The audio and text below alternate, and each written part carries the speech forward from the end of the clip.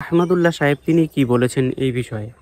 সুন্নি মুসলমান ও শিয়া মুসলমান সম্পর্কে জানতে চাই, এ ধরনের মুসলমানদের সম্পর্কে মৌলিক ধারণা পেতে চাই। দেখুন, সুন্নি হলেন কোরআন এবং নবী করিম সাল্লাল্লাহু আলাইহি সাল্লামের সমস্ত হাদিসগুলো, বিশুদ্ধ সূত্রে বর্ণিত সমস্ত হাদিসগুলোকে যারা মানে, নবী সাল্লাল্লাহু আলাইহি সাল্লাম এবং তার সকল সাহাবী, তার পরিবার বর্গ সবাইকে যারা মানে, এদেরকে বলা হয় সুন্নি। গোটা পৃথিবীতে বেশিরভাগ মুসলমানই সুন্নি, আমরা সবাই সুন্নি আলহামদুলিল্লাহ। বেশিরভাগ বাংলাদেশি, বেশিরভাগ পাকিস্তানি, ভারতীয়, সাবকন্টিনেন্ট, আরব, পৃথিবীর বেশিরভাগ মানুষই আলহামদুলিল্লাহ সুন্নি মুসলমান। এবং সুন্নি মুসলমানদের বৈশিষ্ট্য হলো তারা কোরআনকে এবং সুন্নাহকে অনুসরণ করে, সুন্নাহ অনুসরণ করার জন্য সুন্নি বলা হয়। আর শিয়া হলো সেই সমস্ত মানুষেরা যারা আল্লাহকে মানে, নবী সাল্লাল্লাহু আলাইহি সাল্লামের নবুয়তকেও মানে, যদিও তাদের একটা গ্রুপ নবী সাল্লাল্লাহু আলাইহি সাল্লামের নবুয়ত নিয়েও সন্দেহ করে। আর এর পাশাপাশি তারা শুধুমাত্র নবী পরিবারের সদস্যদেরকে মানে, সাহাবীদেরকে তারা মানে না, বরং সাহাবীদের সাথে শত্রুতা বিদ্বেষ তারা জ্ঞাপন করে, লালন করে। তো এই কারণে তারা শিয়া এবং আলাদা হয়েছেন। শিয়ারা তারা বিভ্রান্তির দিকে আছেন, শিয়া পন্থাটা বিভ্রান্তির পন্থা, এটা হেদায়েত এবং সত্য থেকে বিচ্যুত। নবী করিম সাল্লাল্লাহু আলাইহি সাল্লাম বলেছেন, আমার পরে তোমরা আমার সুন্নাত, আমার খলিফাদের সুন্নাতকে আঁকড়ে ধরবা।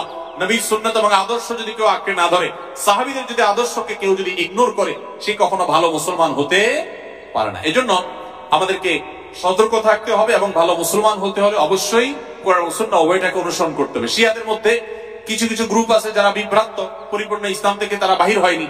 আবার দুই একটা গ্রুপ আছে তারা আম্মাজান আয়েশার চরিত্রে কালিমা লেপন করে, কোরআনের আয়াত নিয়ে সন্দেহ করে, নবী সাল্লাল্লাহু আলাইহি সাল্লামের রিসালাত নিয়ে সন্দেহ করে তারা ইসলামের গণ্ডি থেকে খারিজ হয়ে গেছে।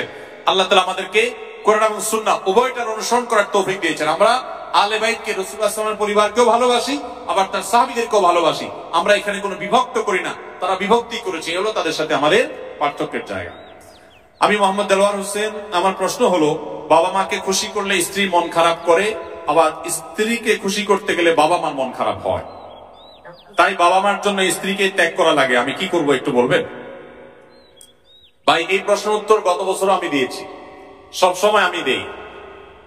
আপনাদেরকে যারা এখানে বিবাহিত আছেন, বিদেশে আছেন, আপনারা যে কি পরিমাণ প্যারায় আছেন, এটা দেশের অন্য কোনো মানুষ না বুঝলেও আমি খুব ভালো করে বুঝি। আমাদের আজহারিবে খুব ভালো করে বুঝবেন, কারণ আমরা দুজনই, উনি এখনো প্রবাসে আছেন আর আমি 10 বছর সৌদি আরবে প্রবাস জীবন কাটিয়ে আসছি। ভাইরা আমার, এর উত্তর খুবই সহজে আমি দিচ্ছি, মনে রাখবেন। যারা প্রবাসে আছেন অথবা দেশেই আছেন, বিয়ে করার পরে দেখা যায় বউরে খুশি করতে গেলে মা নাখোশ, আবার মারে খুশি করতে গেলে বউ নাখোশ। আপনাদের এই পরিস্থিতি থেকে বের হওয়ার জন্য কিছুটা ডিপ্লোম্যাটিক আচরণ করতে হবে, কূটনৈতিক আচরণ করতে হবে। যারা বিভিন্ন দেশে ডিপ্লোম্যাট হিসেবে থাকেন, তাদের দেখবেন কথাবার্তার ভিতরে প্রচুর ফাঁক ফোকর থাকে, তারা হাতে রেখে কথা বলে। বেশিরভাগ ক্ষেত্রে এই পারিবারিক অশান্তিগুলো দূর করার মূল সমাধানটা হলো বুদ্ধিমত্তা। এর ভিতরে প্রথম যে কাজটা আপনাকে করতে হবে তা হলো, এই ডিপ্লোম্যাটিক আচরণেরও আগে যে কাজটি করতে হবে তা হলো, বেশি শেয়ানামি না করে, বেশি চালাকি না করে, একটু বোকা শোকা থাকার চেষ্টা করবে। পারিবারিক অশান্তি দূর করার সবচেয়ে সহজ এবং সবচেয়ে শর্টকাট সমাধান হলো যে একটু বেকুব বেকুব ভাব ধরে থাকবে। জিনিসটাকে একটু ব্যাখ্যা করে বলবো। আচ্ছা, ধরেন আপনার স্ত্রী এসে আপনার মার নামে এক গাদা বদনামি করছে, তোমার মা এটা বলছে, তোমার মা ওইটা বলছে, উনি কি এটা বলতে পারে, একটা বুড়া মানুষ কিভাবে এই কথা বললো, তোমার ভাই এটা বলছে, তোমার বোনও এটা করছে, দুনিয়ার বিচার দিল বউয়ের। তখন আপনি একজন সভ্য স্বামীর মতো, ভদ্র স্বামীর মতো মনোযোগ দিয়ে সব কথা শুনবেন। অনেক স্বামী আছে বেকুবের মতো, বউয়ের কথা শুনে না, বলে বুঝছি তুমি কি বলবা, হয়েছে থামো, না খবরদার, ফুল কথা বলতে দিবেন। তার যত জেদ আছে সব ঝাড়তে দিবেন, 2-4-5 মিনিট যা লাগে বলে, সে যখন হাঁপায় উঠবে, বলবে যখন, কি ব্যাপার তুমি কিছু বলো না কেন। এবার আপনি তখন ফ্লোর নিয়ে এবার আপনি তাকে বলবেন যে, দেখো তুমি যা বলছো আমি তো বুঝতেছি, আমার রাগে সব পশম দাঁড়ায় গেছে রে, তোমার কষ্টে তো আমার ভেতরটা জ্বলে পড়ে ছাই হয়ে যাচ্ছে। দেখ, যেভাবে বলা দরকার বলে তাকে আগে এটা কনভিন্স করবেন যে আমি তোমাকে ইগনোর করছি না, তোমার সমস্ত কথাগুলো ক্যাচ করেছি এবং তোমার ব্যথা আমি ব্যথিত। এরপর এবার বলবেন, দেখো যদি মা না হতো যদি নিজের ছোট ভাই বোন এদেরকে যদি পিটায় মেরে ফেলা জায়েজ হইতো, বা এদেরকে যদি বড় ভাই আমার উল্টাপাল্টা করতেছে, বড় ভাই কিছু বলতে পারতেছি না, আল্লাহ রসুল বড়দেরকে সম্মান করতে বলছেন, যদি সেটা না করা লাগতো তো আজকে এসবার কি ওসবার আমি করে ছেড়ে দিই। এরকম দু চারটা কথা যখন বলবেন, বউ দেখবেন তার যে গিয়ারে ছিল সেখান থেকে একদম হাফ গিয়ারে চলে আসছে, এখনো কিছুটা থাকবে। এরপরে আপনাকে সে যেটা বলবে সে হলো, আপনার সব লেকচার শোনার পর সে আপনার ব্যাপারে একটা কমেন্ট করবে। সে কমেন্টটা হলো যে আমার স্বামী লোকটা আসলে, মনে মনে হয়তো বলবে বা অন্য কাউকে বলবে যে লোকটা আসলে ভালো কিন্তু বেকুব। সে একটু শক্ত হইলে এগুলো সব সাইজ করে ফেলতো, কিন্তু বোকা শোকা মানুষ, এই জন্য সে সাহস নাই, বেকুব, তুমি কি পুরুষ হইলা এসব বলবে।